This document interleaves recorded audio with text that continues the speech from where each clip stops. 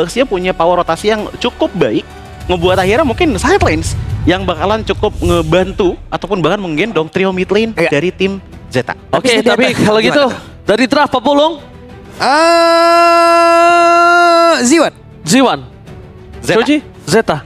Oke, kita langsung saja menyaksikan pembukaan match Wildcard M7 World Championship. Let's go to the lane of down. Oke, berangkat kita Toji menuju ke lane of down. Ini dia game yang pertama, match yang pertama dari babak Wildcard M7 World Championship. Yep. Dari researchku, Ten ini memang punya salah satu favorit hero-nya ke Hayabusa. Sering di ban juga Toji. Betul, dan banyak yang deny pick juga. Jadi dengan perubahan adanya Cold Shadow yang banyak bilang katanya, oh jadi panik banget sekarang. Sebenarnya lebih ke arah pengubahan gameplay. Ini mainin front to back dengan hadirnya Farsha juga pasti enak untuk Zeta Division. Cuman Timzone Tapi itu yang gue bilang tadi, Papulung. Lihat, akan keberatan untuk Baxianya Papulung untuk bermain di early game. Karena power poknya terlalu tinggi, Papulung. Tuh lihat tuh. Ya setidaknya mereka punya damage beberapa di awal ya. Ada Farsha yang emang membantu juga dari sisi damage-nya. Namun Ten masih dibiarkan sendirian juga untuk melakukan farmingan. Tapi agak kesulitan nih. Setidaknya if-nya tadi loh. If-nya kan ngasih jarak banget gitu loh, Coji. Dengan Void Crystal-nya, Void Blaze-nya. Kan nyebelin banget gitu. Nah ini yang mungkin jadi sebuah keuntungan bagi tim Zone. Dengan mereka membawakan Kalea, membawakan Yves, aku setuju dikatakan oleh Bang Oji, pokingannya bakalan sakit, tapi nggak cuma ngepok aja. Itu loh. Mereka bakalan coba untuk benar-benar invade, mungkin untuk di bawah 3 menit pertama, khususnya di area teritori dari Turtle. Karena mereka sangat-sangat butuh menurutku untuk Turtle pertama bagi tim Zone punya early game yang baik. Oke, tapi kalau ngomongin ke arah emblem sekarang, ngomongin lifestyle dari sosok seorang Yuzong yang mungkin dia nggak langsung main ke arah War X, tapi dia akan lebih sustain untuk team fight. Dan sekarang Bankai menjadi poin terpenting gimana caranya Ten dan juga sosok dari Katsu ini nggak bisa masuk ketika mereka menuju ke arah turtle pertama, Joji. Iya, ini benar-benar defensing banget ya, ditutup banget, dipagerin banget. Sementara itu dengan adanya turtle dance yang dimulai, ya ini yang lakukan. Open vision terlebih dahulu, coba untuk keep pressure kepada tim Zeta. Nah itu dia ada pergerakan sekarang. Ten mencoba untuk bisa mendekat tapi gagal. Malah membuat diri langsung menghilang dengan sangat cepat. Namun satu untuk satu dari masing-masing junglernya. Coba lihat pergerakan dari Junwan. Sendirian di depan tapi rekan-rekannya datang untuk bisa memberikan sebuah backupan. Hanya saja Popheus tidak tinggal diam karena di bagian belakang. Dengan Void Crystal, Void Blast semuanya dikeluarkan guna untuk bisa memberikan bantuan. Tidak ada yang tumbang lagi. Yes, itu dia. Kita menyaksikan di mana Bankai menjadi penentu the power of retribution yang dimiliki oleh para pasukan dari tim Zone. Dan 1 versus 1 di atas top 10. Harusnya Yuzong yang menang. Ya itu dia, harusnya Yuzong. Miskalkulasi seperti ya tadi ya. Junichi mengerikan sekali one by situation. Tapi kalau bukan karena Bankai, Zazaura ini bisa kehilangan turtle tadi, Pak Pulung. Ya, dan melihat bagaimana dengan adanya setup turtle dari Zeta Division, kelihatan mereka memang nggak benar-benar fokusin banget ke arah sana gitu loh. Dan begitu tim Zone masuk, mereka tuh masih bisa dapetin turtle walaupun ada trading yang lumayan terjadi. Oke, ada Bright yang siap untuk bisa memberikan jarak kepada rekan-rekannya. Ada satu lagi terlihat real one manipulation langsung matikan dilakukan. Minutnya di depannya berbeda, 2 player malah langsung menghilang bahkan Ten. What happened? Langsung menghilang dengan sangat cepat, double kill Zaura. Yes, seperti yang sudah saya sampaikan di awal tadi ketika draft picknya berubah antara Hayabusa menjadi jungler, melepaskan Baxia menjadi roamer. Perbandingan yang cukup signifikan langsung terjadi di lane of down.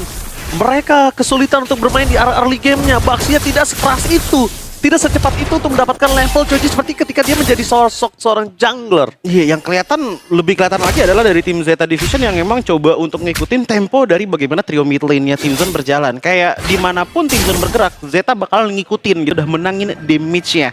Apalagi kita top 10 dengan tumbang 2 kali.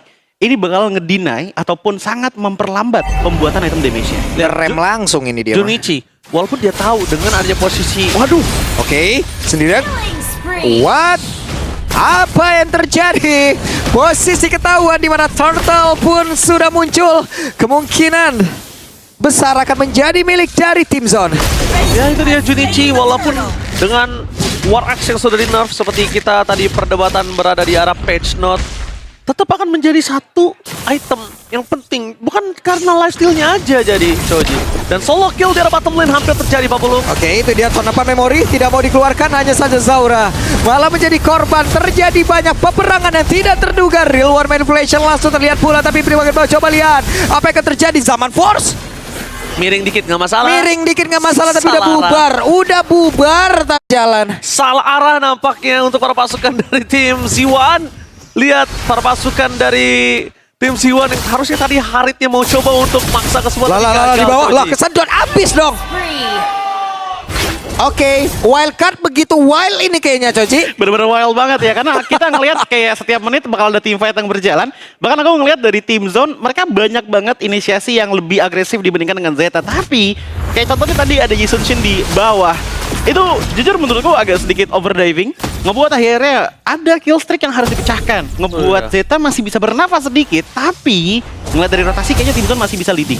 Ya, apalagi karena kita lihat tadi ini ya, kondisi dari para pasukan tim Z1, mereka melihatnya Brody yang sekarat. Jadi mangsa yang cukup lembut, mangsa yang cukup enak untuk dimakan nama seorang Zaura. Tapi ternyata itu membuat blunder untuk para pasukan tim Z1 dengan keunggulan yang mereka miliki. Sekarang posisinya jadi poin berbeda Coba 1 dan 1.600 gold aja. Mereka datang ke Brawl server dan mereka bermain seperti Brawl loh ini. Coba lihat loh. Mendadak 5 Coji, mendadak tadi di tengah. Udah ready tuh. Udah ready untuk tiba-tiba langsung inisiasi. Udah Tangkap ya. Satu Inisiasi sotoy sigap aja ya. tadi, maju semua. Cuman ya ini dia dengan adanya pressure balik dari Zeta Division. At the very least mereka masih mencoba untuk mencari objektif tambahannya. Beda sama dari Z1 yang emang cari team fight total dulu. Bahaya nih. Oke, dibantai sepertinya. Namun di depannya berbeda. Ada pergerakan dari Bright. Namun dikatakan Black Wolf Wave udah langsung dikeluarkan. Dan sekarang pertempuran kembali terjadi. Rival langsung terlihat di dalam area tersebut. Brightnya pun langsung menghilang. Tapi Chunichi tadi kembali menjadi sebuah bintang di mana dirinya mengacak-acak di area terdepan.